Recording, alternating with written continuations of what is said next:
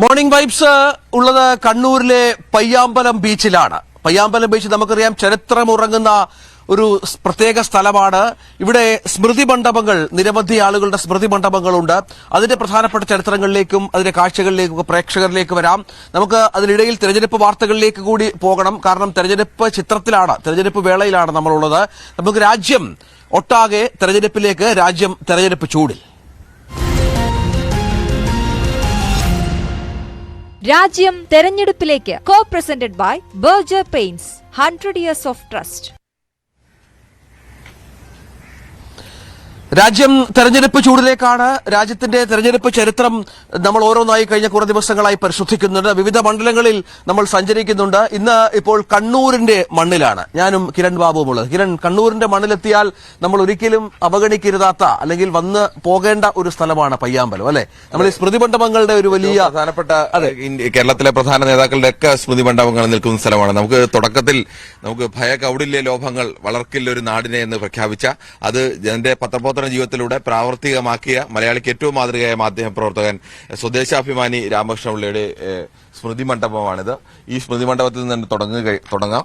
ഇതുപോലെ പ്രമുഖരായ ഒട്ടേറെ രാഷ്ട്രീയ നേതാക്കളുടെ, അതോടൊപ്പം തന്നെ സാംസ്കാരിക നേതാക്കളുടെ ഒക്കെ സ്മൃതി മണ്ഡപങ്ങളുണ്ട്. തൊട്ട് അടുത്ത് കാണുന്ന സ്മൃതി മണ്ഡപം കണ്ണൂരിന്റെ ആദ്യത്തെ എം പി, അന്ന് തലശ്ശേരിയായിരുന്നു, തലശ്ശേരി ആദ്യത്തെ എം പി AKGയുടേതാണ്.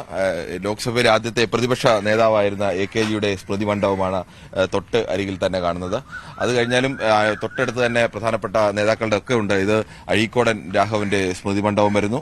തൊട്ട് അടുത്ത് കഴിഞ്ഞാൽ NC ശേഖറിന്റെ സ്മൃതി മണ്ഡപം വരുന്നുണ്ട്.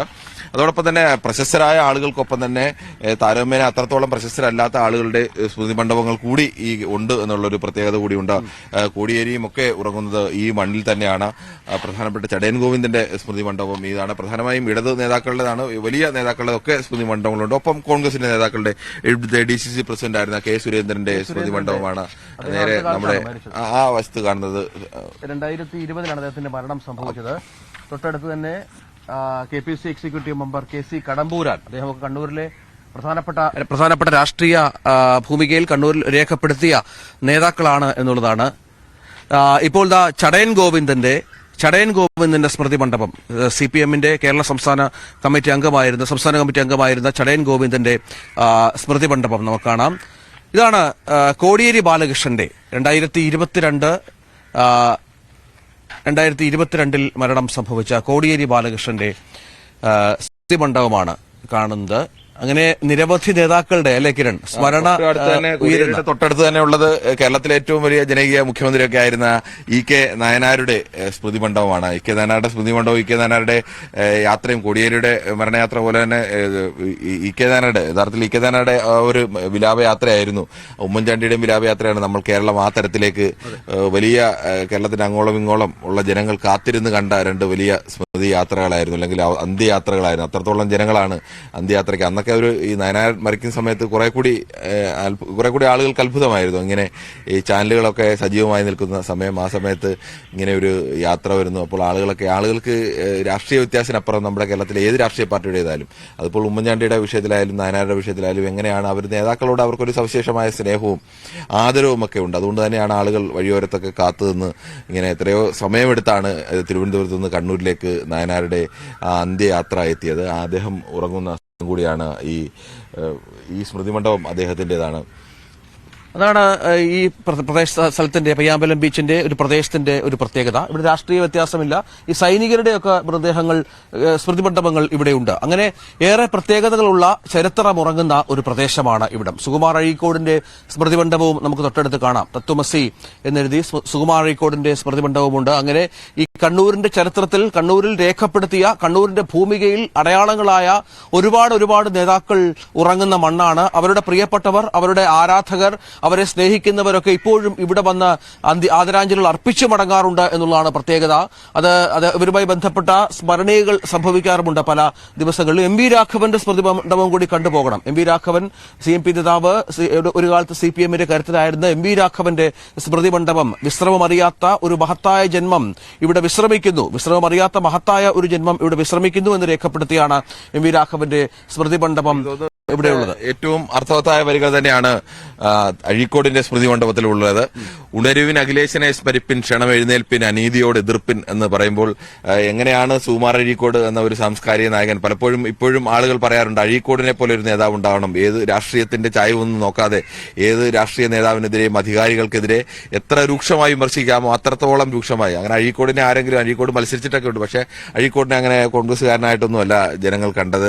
അഴീക്കോട് എല്ലാവരെയും വിമർശിക്കുമായിരുന്നു. കോൺഗ്രസിന്റെയും ഒരു കാലത്ത് കെ കരുണാകരനൊക്കെ ഏറ്റവും കൂടുതൽ വിമർശിച്ചിട്ടുള്ള സാംസ്കാരിക നായകൻ അഴീക്കോടായിരുന്നു. അഴീക്കോടിന്റെ വിമർശനങ്ങളെ ജനങ്ങൾ വലിയ ആരാധനയോടെ അല്ലെങ്കിൽ വലിയ ശ്രദ്ധയോടുകൂടിയാണ് കണ്ടിരുന്നത്. കരുണാകരന്റെ ഓവർ സ്പീഡിനെയും ഭരണത്തിലെ വീഴ്ചകളെയൊക്കെ ഇത്രത്തോളം വിമർശിച്ച ആൾ മറ്റ് ഒരാൾ ഉണ്ടാവില്ല. അങ്ങനെ ഒരു സമൂഹത്തിലൊരു പൊതു പ്രശ്നം വരുമ്പോൾ പലപ്പോഴും പല ബുദ്ധിജീവികളടക്കം മൗനം പാലിക്കുന്ന ഘട്ടത്തിലൊക്കെ ആളുകൾ ഇപ്പോഴും മരണത്തിന് ശേഷം ഇത്ര കാലം കഴിഞ്ഞിട്ടും ആളുകൾ ഓർക്കുന്നുണ്ട് അഴീക്കോട് എന്നൊരു മനുഷ്യനുണ്ടായിരുന്നെങ്കിൽ അദ്ദേഹം ഇതിനെതിരെ രൂക്ഷമായി പ്രതികരിച്ചേനെ എന്നൊക്കെ. അതുകൊണ്ട് തന്നെയാണ് എനിക്ക് തോന്നുന്നു രാഷ്ട്രീയക്കാരല്ലാതെ ഒരാൾ അന്നത്തെ കാലത്ത് തന്നെ അഴീക്കോട് പ്രസംഗിക്കുന്നു എന്ന് വന്നാൽ ഇപ്പൊ എന്റെ നാട്ടിൽ ഓച്ചിറയൊക്കെ അഴീക്കോട് പ്രസംഗിക്കാൻ വരുന്നുണ്ട്.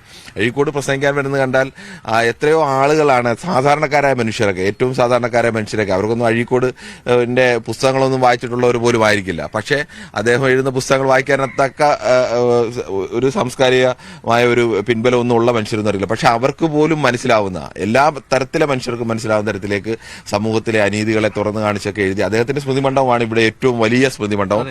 ഈ കയറി വരുമ്പോൾ തന്നെ കാണുന്നതും അദ്ദേഹത്തിന്റെ സ്മൃതി മണ്ഡപമാണ്. തൊട്ട് ഓപ്പോസിറ്റ് ആണ് എം വി രാഘവന്റെ സ്മൃതി മണ്ഡപം ഉള്ളത്. അങ്ങനെ കണ്ണൂരിൽ കേരളത്തിൽ അടയാളപ്പെടുത്തിയ ഒരുപാട് നേതാക്കളെ ഒന്ന് സ്മരിക്കണമെങ്കിൽ ഈ കണ്ണൂർ പയ്യാമ്പലം ബീച്ചിലെത്തണം. അവർക്കുള്ള ഉത്തമ സ്മാരകങ്ങൾ സ്മൃതി മണ്ഡപങ്ങളാണ് ഇവിടെ ഒരുങ്ങിയിരിക്കുന്നത്. നമുക്കിനി തെരഞ്ഞെടുപ്പ് ചിത്രത്തിലേക്ക് വളരെ വേഗം വരണം. കാരണം കണ്ണൂരിന്റെ ഭൂമികയിലാണ് ഞങ്ങൾ ഇന്ന് മുഴുവൻ ഉള്ളത്. കണ്ണൂർ കരുത്തായ രാഷ്ട്രീയ പോരാട്ടം നടക്കുന്ന CPM-ന് ഏറെ വളക്കൂറുള്ള ഒരു മണ്ണാണ്. പക്ഷെ നമുക്കറിയാം ലോക്സഭാ തെരഞ്ഞെടുപ്പുകളിൽ പലപ്പോഴും ഇടതുപക്ഷത്തിനൊപ്പമല്ല കണ്ണൂരിന്റെ മനസ്സ്. പല തിരഞ്ഞെടുപ്പുകളിലും ഏതാണ്ട് 12ഓളം തെരഞ്ഞെടുപ്പുകളിൽ 8 തിരഞ്ഞെടുപ്പുകളിലും കോൺഗ്രസ് സ്ഥാനാർത്ഥികളാണ് ഇവിടെ വിജയിച്ചു പോയത് എന്നുകൂടി കണ്ണൂരിനോട് ചേർത്ത് വായിക്കണം. ഇത്തവണയും തീപാറുന്ന പോരാട്ടമാണ്. സാക്ഷാൽ കെ സുധാകരൻ KPCC സംസ്ഥാന അധ്യക്ഷൻ ഇവിടെ മത്സരിക്കുമ്പോൾ MV ജയരാജൻ എന്ന കണ്ണൂരിന്റെ കരുത്തിനെ ഇറക്കിയാണ് CPM ഇവിടെ ഫൈറ്റ് ചെയ്യുന്നത്.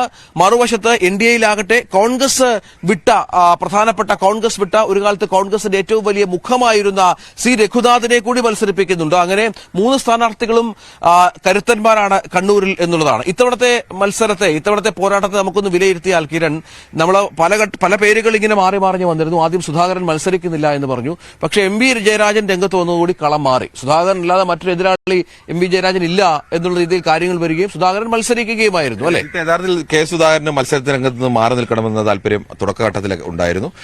സ്വാഭാവികമായും KPCC അധ്യക്ഷൻ അങ്ങനെ ഒരു തെരഞ്ഞെടുപ്പിൽ ഏതെങ്കിലും ഒരു മണ്ഡലത്തിൽ കണ്ണൂരിൽ അങ്ങനെ അനായാസം ജയിക്കാൻ കഴിയുന്നില്ല. കഴിഞ്ഞ തവണ കെ സുധാകരൻ ജയിച്ചു. അതിന് തൊട്ടുമുമ്പൽ തവണ PK ശ്രീമതിയെ കഴിഞ്ഞ തവണ തോൽപ്പിച്ച PK ശ്രീമതി തന്നെയാണ് അതിന് തൊട്ടുമുമ്പൽ തവണ കെ സുധാകരനെ തോൽപ്പിച്ചത്. അതിനു മുമ്പും കെ സുധാകരൻ വിജയിച്ചു. K രാഗേഷിനെ പരാജയപ്പെടുത്തി കെ സുധാകരൻ വിജയിച്ചു. അങ്ങനെ തോൽവിയുടെയും വിജയം ഒക്കെ മാറി മറിഞ്ഞു വരുന്ന ഒരു മണ്ഡലം കൂടിയാണ്. ആ ഒരു മണ്ഡലത്തിൽ ഒരു KPCC അധ്യക്ഷന് നിൽക്കുമ്പോൾ അദ്ദേഹത്തിന് പൂർണ്ണമായും അവിടെ ആ മണ്ഡലം കേന്ദ്രീകരിച്ച് നിൽക്കാനൊക്കെ പ്രയാസമുണ്ട്. അതുകൊണ്ട് തന്നെയാണ് ആദ്യം മത്സരിക്കേണ്ട എന്നൊരു തീരുമാനത്തിലേക്കൊക്കെ എത്തിയത്. പിന്നീട് പക്ഷെ അദ്ദേഹം മത്സരിക്കാനുള്ള ഒരു താല്പര്യം പ്രകടിപ്പിക്കാനുള്ള പ്രധാനപ്പെട്ട കാരണം അദ്ദേഹം ചില പേരുകളൊക്കെ മുന്നോട്ട് വെച്ചു. അത് അംഗീകരിക്കപ്പെട്ടില്ല. പക്ഷേ അദ്ദേഹത്തോളം പോകുന്ന ഒരാൾ, കെ സുധാകരനോളം പോകുന്ന ഒരാൾ കണ്ണൂരിൽ കോൺഗ്രസിന് ഇപ്പോൾ അങ്ങനെ ഒരു തലപ്പൊക്കമുള്ള നേതാവില്ല. അതുകൊണ്ട് തന്നെ ഏറ്റവും സീനിയറായ നേതാവ് കണ്ണൂരിൽ ഇപ്പോഴും കോൺഗ്രസിൽ ഏറ്റവും സ്വാധീനമുള്ള നേതാവ് കെ സുധാകരൻ തന്നെയാണ്. കണ്ണൂരുകാരെ സംബന്ധിച്ചിടത്തോളം മറ്റ് ഇടത്തിലുള്ള ആളുകൾക്കൊക്കെ കെ സുധാകരന്റെ പ്രവർത്തനത്തിലൊക്കെ ചിലപ്പോൾ ചില വിയോജിപ്പുകൾ കാണും. അദ്ദേഹത്തിന്റെ പ്രസ്താവനയിൽ ചില വിയോജിപ്പുകളൊക്കെ കാണും. പക്ഷെ കണ്ണൂരിൽ അങ്ങനെയല്ല. കണ്ണൂരിനെ സംബന്ധിച്ച് കണ്ണൂരിലെ കോൺഗ്രസിൽ ഏറ്റവും കൂടുതൽ സ്വാധീനമുള്ള നേതാവ് കെ സുധാകരൻ. അതുകൊണ്ട് തന്നെ കെ സുധാകരൻ ഒരു വഴിക്ക് വരുന്നു. MV ജയരാജനെ സംബന്ധിച്ച് കണ്ണൂരിന്റെ 3 ജയരാജന്മാർ പറയുമ്പോഴും കണ്ണൂരിൽ MV ജയരാജൻ ഒരു സവിശേഷമായ ജനങ്ങളുമായി ആ തരത്തിലേക്ക് കൂടുതൽ ബന്ധമുള്ള ഒരാൾ കൂടിയാണ്. അങ്ങനെ ഇവിടുത്തെ ജില്ലാ സെക്രട്ടറി ആയിരുന്ന ആളാണ്. ജില്ലാ സെക്രട്ടറി ഇപ്പോഴും ജില്ലാ സെക്രട്ടറിയാണ്. താൽക്കാലിക ചുമതല മാറ്റി നൽകിയതാണ്. അങ്ങനെ കണ്ണൂരിൽ ഏറ്റവും കരുത്തരായ 2 നേതാക്കൾ ഇടതുമുന്നണിയിൽ നിന്ന് MV ജയരാജനും കോൺഗ്രസിൽ നിന്ന് കെ സുധാകരനും വരുമ്പോൾ സ്വാഭാവികമായും കണ്ണൂരിൻ മണ്ഡലത്തിന്റെ ചരിത്രം തന്നെ പരിശോധിച്ചാൽ ഇവിടെ അങ്ങനെ നമ്മൾ ചിലപ്പോൾ ദൂരെ നിന്നൊക്കെ നോക്കുമ്പോൾ ആളുകൾക്ക് കണ്ണൂർ ചുവന്ന മണ്ണാണ് എന്നൊക്കെ പറയും. പക്ഷേ ലോക്സഭാ തെരഞ്ഞെടുപ്പിന്റെ ചരിത്രം അങ്ങനെ ചുവപ്പിന്റെ ഒന്നുമില്ല. തുടർച്ചയായി 5 തവണ ഒരാൾ മാത്രമേ ഇവിടെ MP ആയിരുന്നിട്ടുള്ളൂ. അത് മുല്ലപ്പള്ളി രാമചന്ദ്രനാണ്.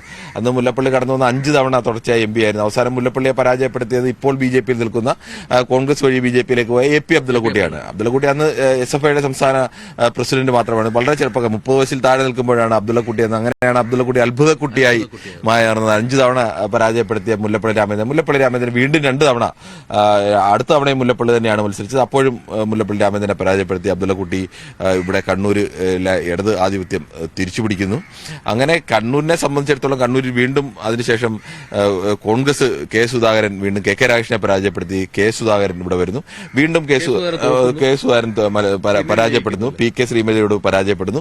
അതിനുശേഷം അതേ പി കെ ശ്രീമതിയെ തന്നെ കെ സുധാകരൻ പരാജയപ്പെടുത്തി വീണ്ടും എം പി ആവുന്നു. അങ്ങനെ കണ്ണൂരിന്റെ ചരിത്രം നോക്കിയാൽ കണ്ണൂരിൽ ഇപ്പോഴായാലും നമ്മൾ ഇന്നലെ വടകരയിലായിരുന്നു. വടകരയിലൊക്കെ ആണെങ്കിൽ വടകരയിൽ കെ മുരളീധരൻ ജയിക്കുമ്പോഴും 6 മണ്ഡലങ്ങളിലും കെ രമ ഒഴിച്ച് ബാക്കി എല്ലായിടത്തും ഇടത് എം പിമാരാണ് ഉള്ളത്.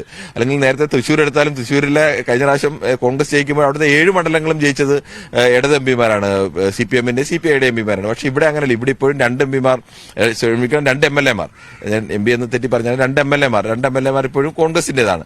2 മണ്ഡലങ്ങൾ കോൺഗ്രസിന്. അങ്ങനെ CPM അങ്ങനെ ഒരു വലിയ ആധിപത്യമുണ്ട് എന്ന് പറയാൻ കഴിയില്ല.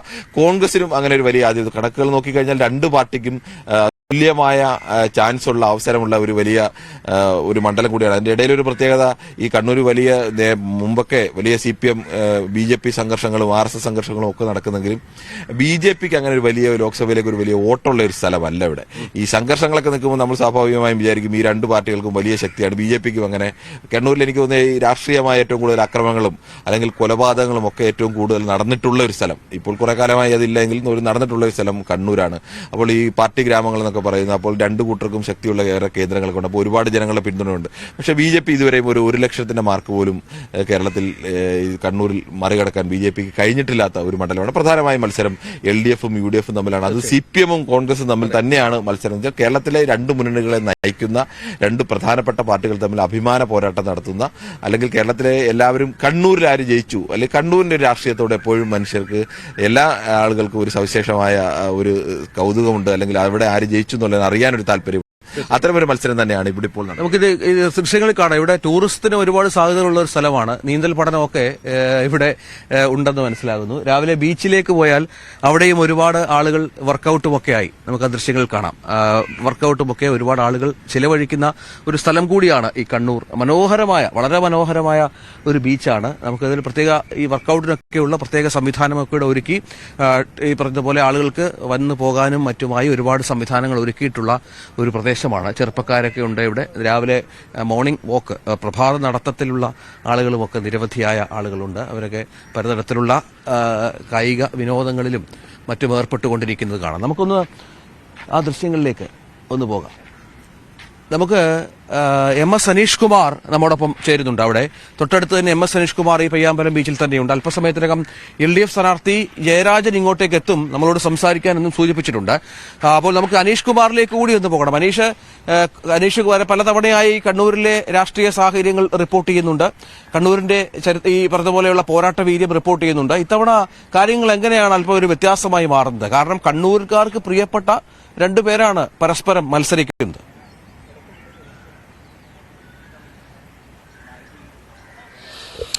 രഞ്ജിത്ത്, ഏറ്റവും വലിയ മത്സരം നടക്കുന്ന ഒരു ഇത്തവണയാണ് നമുക്ക് നിസ്സംശയം പറയാൻ കഴിയും. കാരണം നേരത്തെ തന്നെ MV ജയരാജനെ CPM സ്ഥാനാർത്ഥിയെ പ്രഖ്യാപിച്ചു. മറുഭാഗത്ത് ആര് മത്സരിക്കും? കെ സുധാകരൻ മത്സരിക്കില്ല എന്ന കാര്യമാണ് ആദ്യം പുറത്തു വന്നത്. കാരണം കേരളത്തിൽ മുഴുവനുള്ള തെരഞ്ഞെടുപ്പ് പ്രവർത്തനങ്ങൾ ഏകോപിപ്പിക്കേണ്ട ചുമതല KPCC പ്രസിഡന്റ് എന്ന രീതിയിൽ അദ്ദേഹത്തിനുണ്ട് എന്ന് പറഞ്ഞു. പിന്നീട് ഏറ്റവും ഒടുവിലാണ് കെ സുധാകരൻ തന്നെ കണ്ണൂരിലെ അങ്കത്തട്ടിലേക്ക് ഇറങ്ങുന്നു എന്ന കാര്യത്തിൽ സ്ഥിരീകരണം വരികയും അദ്ദേഹം തെരഞ്ഞെടുപ്പ് രംഗത്ത് സജീവമാവുകയും ചെയ്ത്.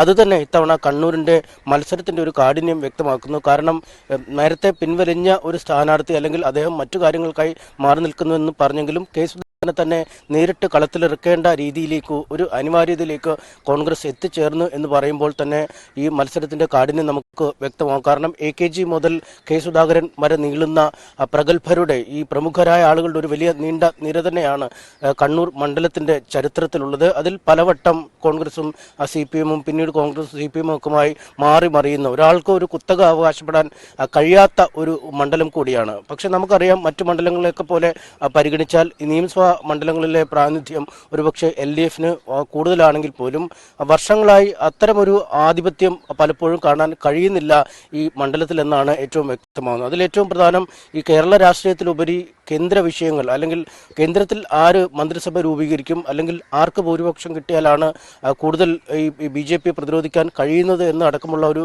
ചിന്തയിലേക്ക് പലപ്പോഴും ഇവിടുത്തെ തെരഞ്ഞെടുപ്പ് പാറ്റേൺ മാറുന്നുണ്ട് എന്ന് നമുക്ക് നിസ്സംശയം പറയാം. അതുകൊണ്ടാണ് ഈ നിയമസഭാ മണ്ഡലങ്ങളിൽ വലിയ വിജയം CPM-ന് കണ്ണൂർ ജില്ല നൽകുമ്പോഴും പലപ്പോഴും അതിൻ്റെ ഒരു തുടർചലനം അടുത്തു വരുന്ന ലോക്സഭാ തെരഞ്ഞെടുപ്പിൽ കാണാതെ പോകുന്നത് എന്നാണ് നമുക്കറിയാൻ കഴിയുന്നത്. കഴിഞ്ഞ തവണയും ഈ രാഹുൽ ഗാന്ധി തരംഗം വയനാട്ടിൽ നിന്നും വലിയ ദൂരെയല്ല കണ്ണൂർ. അതുകൊണ്ട് രാഹുൽ ഗാന്ധി തരംഗം മലബാറിലേക്കും മറ്റ് ഇടങ്ങളിലെ പോലെ ആഞ്ഞടിക്കുകയും വലിയ ഭൂരിപക്ഷത്തിൽ K. സുധാകരൻ ജയിക്കുകയും ചെയ്തു. തൊട്ട് തലേ വർഷം ഏതാണ്ട് 5000-ലധികം വോട്ടുകൾക്ക് പരാജയപ്പെട്ട സുധാകരനാണ് 84,000-ലധികം വോട്ടുകൾക്ക് പിറ്റേ വർഷം ജയിക്കുന്ന അവസ്ഥയിലേക്ക് കാര്യങ്ങൾ എത്തിയത്. അതുകൊണ്ട് ഇഞ്ചോടിഞ്ച് പോരാട്ടം ഇത്തവണ നടക്കുന്നു.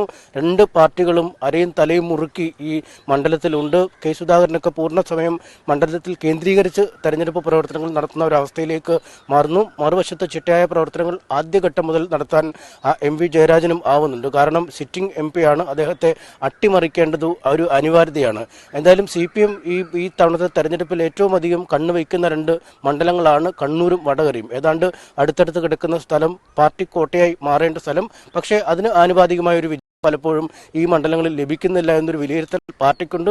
പാർട്ടി അതുകൊണ്ട് ആ പോരായ്മ പൂർണ്ണമായും പരിഹരിക്കുന്നതിനുള്ള ഒരു ശ്രമങ്ങളാണ് കണ്ണൂരിൽ നടക്കുന്നത്. പക്ഷേ BJPക്ക് ഗണ്യമായ സ്വാധീനം ഒരു ഘട്ടത്തിലുമില്ല. നേരത്തെ കിരൺ സൂചിപ്പിച്ചതുതന്നെ 1 ലക്ഷം എന്ന മാർജിനിലേക്ക് എത്താൻ ഇതുവരെ മണ്ഡലത്തിൽ കഴിഞ്ഞിട്ടില്ല. സാക്ഷാൽ CKP മത്സരിച്ചപ്പോൾ പോലും അത്തരമൊരു വോട്ടിംഗ് പാറ്റേണിലേക്ക് എത്താൻ BJPക്ക് കഴിയാത്ത മണ്ഡലമാണ്. പക്ഷേ ഇത്തവണ നില മെച്ചപ്പെടുത്താൻ കഴിയുമെന്ന രഘുനാഥിലൂടെ മെച്ചപ്പെടുത്താൻ കഴിയുമെന്ന പ്രതീക്ഷ BJP ക്യാമ്പിനുണ്ട്. പക്ഷേ യഥാർത്ഥ മത്സരം കോൺഗ്രസും CPM-ഉം തമ്മിലാണ് നടക്കുന്നത്. രാവിലെ മുതൽ തന്നെ സ്ഥാനാർത്ഥികൾ സജീവമായി കളത്തിലേക്ക് ഇറങ്ങും. തെരഞ്ഞെടുപ്പ് യോഗങ്ങൾ, പര്യടനങ്ങൾ, കുടുംബയോഗങ്ങൾ എന്നിവയിലൊക്കെ ഊന്നിയാണ് പ്രചരണം മുന്നോട്ട് പോകുന്നത്. എന്തായാലും ബിഗ് ഫൈറ്റുകൾ നടക്കുന്ന സംസ്ഥാനത്തെ മണ്ഡലങ്ങളിൽ ഒരു മണ്ഡലം കൂടിയാണ് രഞ്ജിത്ത്, കണ്ണൂർ.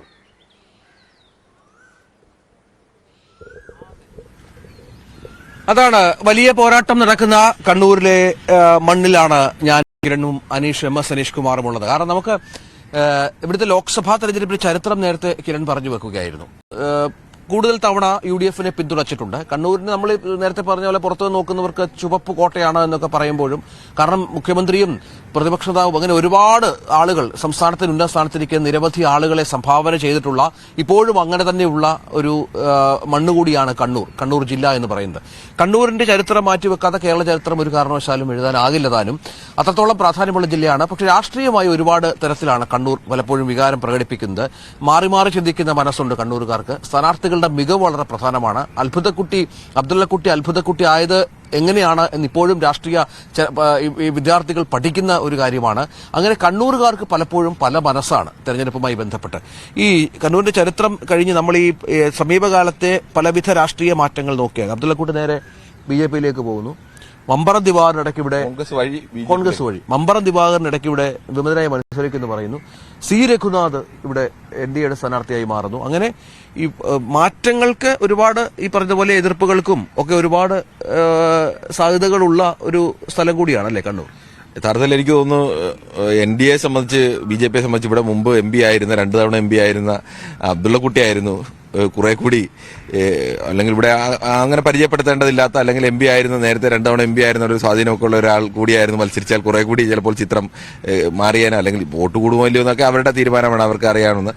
പക്ഷേ കുറെ കൂടി പ്രശസ്തനായ ഒരാൾ അല്ലെങ്കിൽ ഈ കളത്തിൽ നിൽക്കുമ്പോൾ അബ്ദുള്ളക്കുട്ടിയാണെങ്കിൽ പ്രശസ്തരായ 3 പേരും 3 തലപ്പൊക്കമുള്ള 3 നേതാക്കൾ എന്ന തരത്തിൽ തന്നെ മാറ്റം ഉണ്ടായേനെ. ഏതായാലും ആ തരത്തിലേക്കുള്ളൊരു വലിയ മാറ്റമൊന്നുമില്ല. ഇപ്പോൾ ഡയറക്റ്റ് ആയിട്ടുള്ള ഒരു ഫൈറ്റ് തന്നെയാണ്. അങ്ങനെ നിൽക്കുമ്പോൾ തന്നെ കോൺഗ്രസിനെ സംബന്ധിച്ചും CPM-നെ സംബന്ധിച്ചും ഇതൊരു അഭിമാന പോരാട്ടമാണ്. മറ്റേതെങ്കിലും ഒരു മണ്ഡലത്തിൽ പരാജയപ്പെടുന്ന പോലെയല്ല.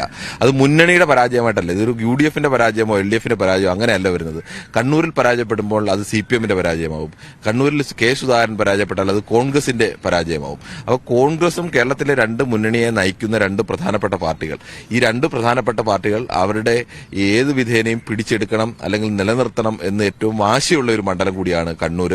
K. സുധാകരനെ പോലെ ഒരു KPCC അധ്യക്ഷൻ തന്നെ പരാജയപ്പെട്ടാൽ സ്വാഭാവികമായും അത് കോൺഗ്രസ് മറ്റെവിടെയൊക്കെ ജയിച്ചാലും KPCC അധ്യക്ഷൻ പരാജയപ്പെട്ടു എന്ന് പറയുമ്പോൾ അതിനുണ്ടാകുന്ന ഒരു നാണക്കേട് വലുതാണ്. CPM-നെ സംബന്ധിച്ച് CPM-ന് ഇപ്പോഴും കണ്ണൂർ പിടിക്കാൻ നിങ്ങൾ കഴിയുന്നില്ല. K. സുധാകരൻ CPM ഏറ്റവും കൂടുതൽ എതിർക്കുന്ന, പ്രത്യേകിച്ച് പിണറായി വിജയൻ CPM-ന്റെ എന്ന് പറയുന്നത് ഇപ്പോൾ KPC അധ്യക്ഷനായാലും അല്ലാത്തപ്പോഴും ഒക്കെ കെ സുധാകരനെയാണ്. മറ്റു നേതാക്കളൊന്നും ആ കെ സുധാകരൻ പിണറായി വിജയൻ ഫൈറ്റ് എന്നൊക്കെ പറയുന്നത് എത്രയോ പതിറ്റാണ്ടുകളുടെ പഴക്കമുള്ള ഒരു ഫൈറ്റാണ്. അപ്പോൾ ആ ഫൈറ്റിൽ കെ സുധാകരൻ വിജയിച്ചു എന്ന് കണ്ടു കഴിഞ്ഞാൽ സ്വാഭാവികമായും അത് CPM-നായാലും ഈ പിണറായി വിജയനായാലും പോലും അതിൽ ഒരു നാണക്കേടുണ്ട്. അപ്പോൾ രണ്ടു ഭാഗത്തും കെ സുധാകരൻ ജയിച്ചാലും തോറ്റാലും കോൺഗ്രസിനായാലും CPM-നായാലും രാഷ്ട്രീയ മത്സരം എന്നതിനപ്പുറത്തേക്ക് പ്രധാനപ്പെട്ട നേതാക്കളുടെ ഒരു അഭിമാന പോരാട്ടം എന്നതുകൂടി ഇതിൽ വരുന്നുണ്ട്. അങ്ങനത്തെ ഒരു അഭിമാന പോരാട്ടം നടക്കുന്ന ഒരു മണ്ഡലം കൂടിയാണ് കണ്ണൂർ എന്ന ഒരു പ്രത്യേകത കൂടി ഇവിടെ ഉണ്ട്. അതുകൊണ്ട് തന്നെയാണ് കണ്ണൂരിന്റെ രാഷ്ട്രീയത്തോട് കൂടുതൽ ആളുകൾക്ക് താല്പര്യം വരുന്നതും ഇവിടെ എങ്ങനെയാണ് ചിന്തിക്കുന്നതൊക്കെ ആളുകൾ ചിന്തിക്കുന്നതും. ഏറ്റവും താഴെ തട്ടിലടക്കം രണ്ടിടത്തും പ്രവർത്തനങ്ങൾ കുറെ കൂടി എനിക്ക് തോന്നുന്നു മറ്റു മണ്ഡലങ്ങളെക്കാൾ പ്രവർത്തനങ്ങൾ കുറെ കൂടി സജീവമാകുന്ന, ജനങ്ങളെ കണ്ടുകൊണ്ടുള്ള പ്രവർത്തനങ്ങൾ കൂടുതൽ സജീവമാകുന്ന ഒരു മണ്ഡലം കൂടിയാണ്. കെ സുധാകരനും കേരളം മുഴുവൻ ഓടി നടന്ന് വർക്ക് കോർഡിനേറ്റ് ചെയ്യേണ്ട, അല്ലെങ്കിൽ കേരളത്തെ മുഴുവൻ 20 സീറ്റും ജയിക്കണം എന്ന് പറയുമ്പോൾ 20 സീറ്റിലേക്കും ഓടിയെത്തേണ്ട ആളാണ് കെ സുധാകരൻ. പക്ഷെ അദ്ദേഹം കണ്ണൂർ കോൺസെൻട്രേറ്റ് ചെയ്ത് നിൽക്കേണ്ടി വരുന്നു. അങ്ങനെ നിൽക്കേണ്ടി വരുന്നത് കെ സുധാകരൻ അറിയാം മറ്റിടത്തെങ്കിലും ജയിക്കുന്നതിനേക്കാൾ പ്രധാനമാണ് KPC അധ്യക്ഷൻ തന്നെ മത്സരിച്ചിട്ട്. നേരത്തെ കെ സുധാകരൻ മത്സരിക്കുന്നില്ല എന്ന് പറഞ്ഞപ്പോൾ നമ്മൾ ആദ്യം തുടങ്ങി വെച്ചതുപോലെ സുധാകരന്റെ വിശ്വസ്തരായ പലരുടെയും പേരുകൾ കേട്ടിരുന്നു. ഇവിടെ അവരൊക്കെ സ്ഥാനാർത്ഥികളാകുന്ന ചിലരൊക്കെ പ്രതീക്ഷിക്കുകയും ചെയ്തിരുന്നു. ഈ കോൺഗ്രസിന്റെ ഈ പ്രത്യേക സമവാക്യങ്ങളൊക്കെ നോക്കുമ്പോൾ ചില പേരുകൾ, സിദ്ദിഖിനെ പോലുള്ള ആളുകളുടെ പേരുകൾ പോലും കേൾക്കുന്ന രീതിയുണ്ടായിരുന്നു. പക്ഷെ ഏറ്റവും ഒടുവിൽ സുധാകരനിലേക്ക് കാര്യങ്ങൾ എത്തുകയായിരുന്നു. ഒടുവിൽ ഞാൻ മനസ്സിലാക്കുന്നത് കെ സുധാകരൻ തന്നെ മത്സര സന്നദ്ധ, അദ്ദേഹത്തിന്റെ വിശ്വസരായ ചിലരുടെ പേരുകളൊക്കെ വെച്ചിരുന്നു. പക്ഷെ അത് മത്സരം അത് അംഗീകരിക്കപ്പെട്ടില്ല. നമുക്ക് ഇടതുപക്ഷ സ്ഥാനാർത്ഥി MV ജയരാജൻ ഇങ്ങോട്ട് കടന്നു വരികയാണ്. അദ്ദേഹം രാവിലെ എനിക്ക് മനസ്സിലാക്കേണ്ടതല്ലേ ഇവിടെ പ്രഭാത നടത്തം ഉണ്ടാകും. പിന്നെ നമ്മുടെ ഒരു ക്ഷണവും കൂടെ ഇന്ന് പ്രധാനമാണ്.